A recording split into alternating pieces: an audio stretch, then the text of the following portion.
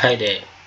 Okay, so today we are come to show a short video on how to open any repo, any of your project, your repo in GitHub inside VsCode live on your browser. So you open any of your repo inside any of your repo document that you have live inside your browser using Visual Code.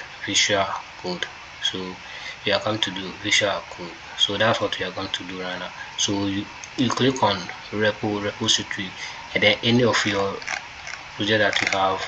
So I will be using this one over here. So when you click on it, so inside your browser URL, all you need is just over here, the top here, then you type vscode.dev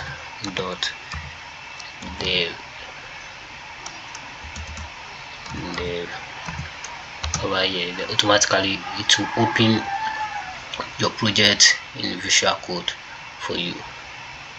Exactly. So this is it.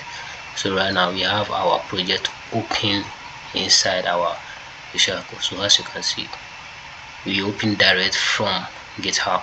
So this is my repo that I have. These are all the files that I have over there. Alright, so you can see, if you watch the video, you can see everything over here is showing. Right, so this is a short video on how to open your project